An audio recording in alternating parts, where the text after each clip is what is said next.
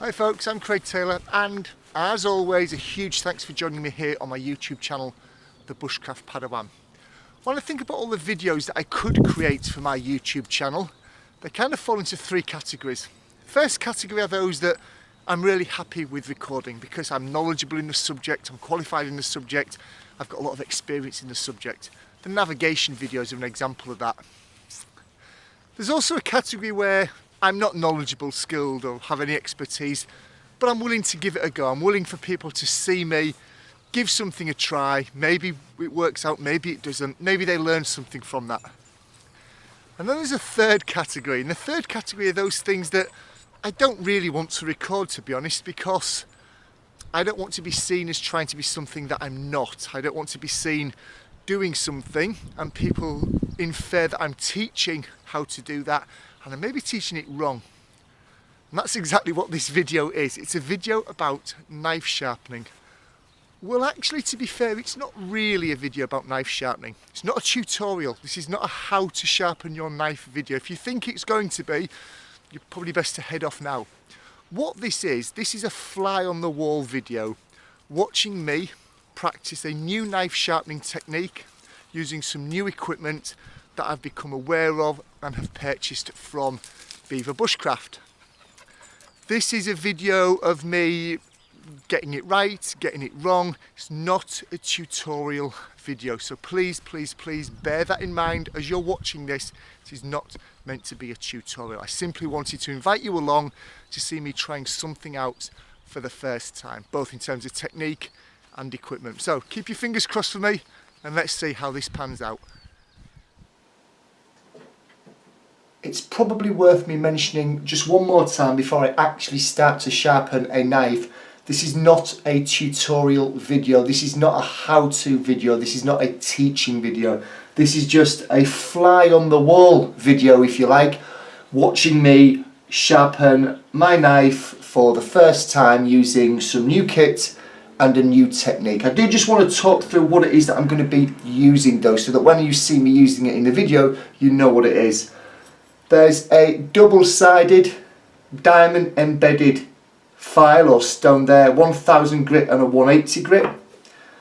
There's some lapping fluid for using on that stone, which I'm led to believe is better than oil or water. Double-sided leather strop and some honing compound there. You'll also notice that my watch is in shot here. And when I actually start to sharpen this for real, I'm going to start my stopwatch.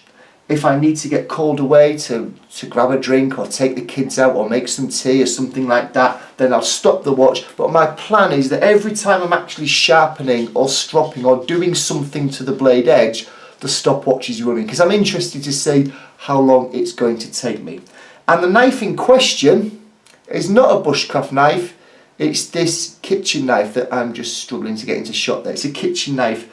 It's a very old knife. I've probably had it for about as long as I've been married, so maybe 10 or 12 years. I really can't remember. It's as dull as dishwater. If you were to look down the edge of this blade as I am, it looks like a rolling pin. It's terrible. There's nowhere on this blade where I'm not getting light reflected back at me, and on a huge scale. So it is very blunt, far blunter than any of my bushcraft knives, and that's why I want to practice on it, because it's going to take a lot of time and effort and practice critically to get this back into a shaving condition. So that's the kit. Those are the tools that I'm going to use. Join me now, if you will, whilst I'm doing this. There will be sections of the next few minutes that are sped up in the editing process, because you really don't just want to sit and watch me sharpening a knife, a very blunt knife, in real time. What I am trying to get across from this though is that I'm practicing a new technique using some new equipment, and if I learn stuff along the way, I'll be sure to pass it on in this video. So let's get sharpening.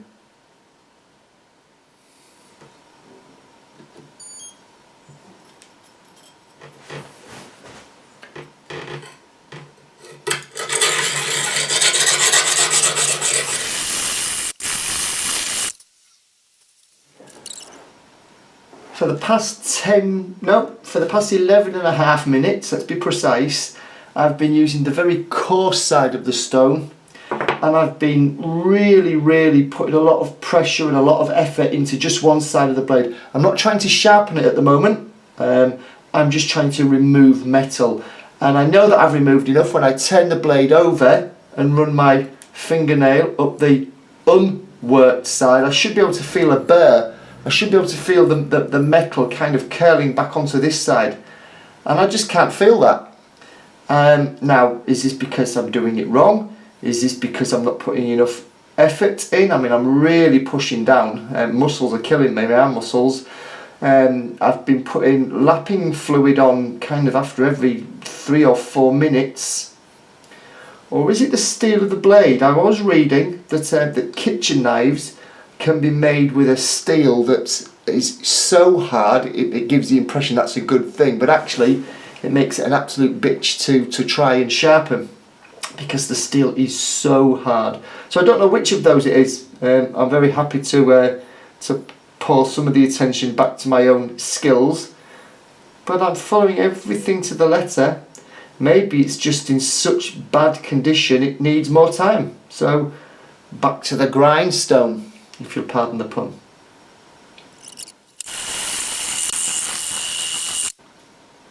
So we're now at 12.5 minutes. And I just adopted a slightly different, I adopted a back and forth motion as opposed to a circular motion, and I'm just starting to feel a burr starting to develop.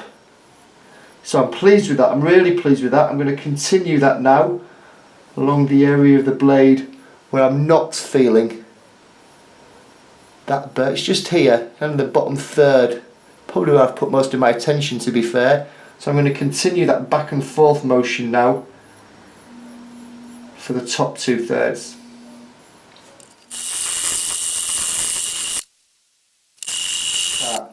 I'm feeling that burr now. I don't even need to feel it on my fingernail, I can feel it against the flesh of my thumb pad. And it kind of runs out right at the tip here, that last centimetre or so of the tip. There's hardly any burr there, so I'm going to spend a little bit more time on that. Once I can feel a burr along the whole side, I'm going to go from top to bottom again, and then I'm going to flip her over and work on the other side. And there we have it. I have achieved a burr. It does say in the instructions and on the video a strong burr. Now, I've got to be perfectly honest, I don't really know what the difference is between a strong burr and a weak burr, but there's a burr there, so I'm going for it. I'm going for it. Now, that's taken, just looking at my watch, in the region of about 20 minutes. Which seems like quite a long time to not even start sharpening the knife and to only half do the blade in terms of metal removal. But let's remember, about the first 10 minutes or so of this, maybe even a little bit longer, I seemed to be employing completely the wrong technique. I was going around in circles, literally, and I should have been going backwards and forwards, and that's what's achieved the burr, the back and forward motion. So with that in mind, although this has taken 20 minutes, I suspect it would have been closer to 10 minutes had I adopted that technique from the word go. So let's start on the other edge of the blade. I'm doing the second side of the blade now, the other side of the blade, and I can actually see the burr. I'm not going to hold it up to camera because I'm not entirely sure it will pick it up. I can actually see the metal has been folded over from the side that I am sharpening onto the side that has been sharpened previously, and I can actually see it's quite distinct. Whole sliver of metal has been folded over, very distinct. Wasn't able to see that on the first side. Far more distinct on this side. I'm not sure if that's as a result of my technique improving or the stone getting bedded in, if that's the right term. I'm not sure what it is, but much more distinct. It could also, of course, be as a result of the work that I've done on the first side of the blade having an impact on this work on the second side of the blade, but very distinct. Feeling quite confident so far.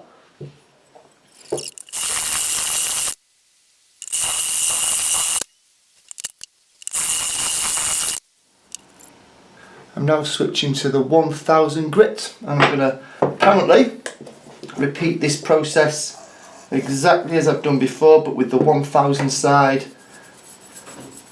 It should feel easier apparently. There should still be a burr, it just shouldn't be as pronounced as it was before. So let's go on the round 2, I suppose, of both sides.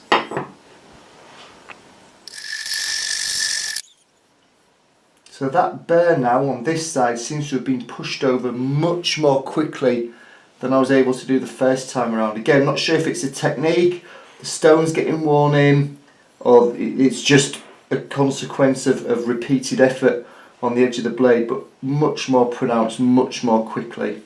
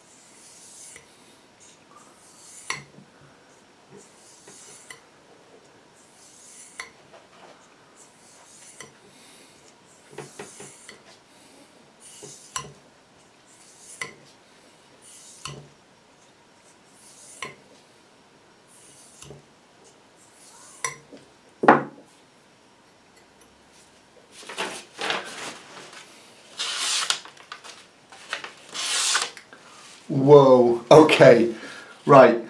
To say that I'm impressed would be an understatement.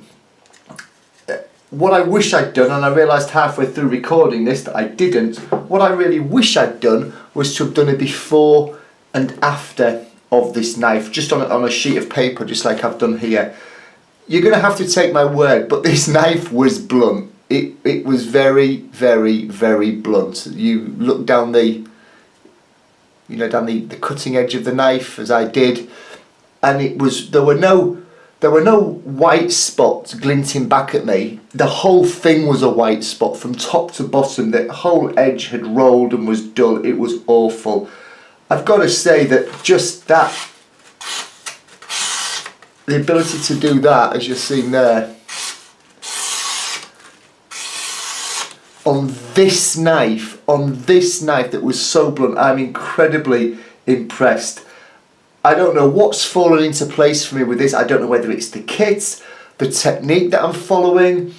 I'm not sure what it is. It's definitely not the knife, because the knife was, as I've said, it was as blunt as you could be, but something has definitely fallen into place. I'm sure it is a combination of the kit itself, the technique, the fact that I'm doing this on camera, so I'm possibly being a little bit more careful and a little bit more focused on what I'm doing than when I normally do it. But I've got to say, I'm incredibly impressed, and I'm really looking forward to trying this process and technique out on my Bushcraft knives as and when they need it. Now I've done this knife, and now I've got about another 4 or 5 to do from the kitchen, so wish me luck.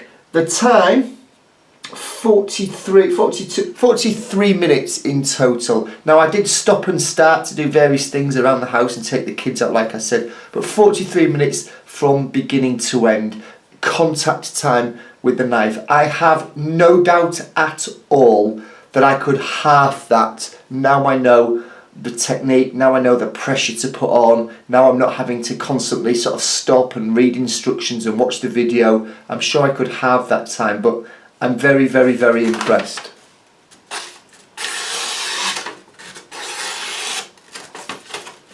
Very impressed indeed. Well, I think it's fair to say that that went okay, didn't it?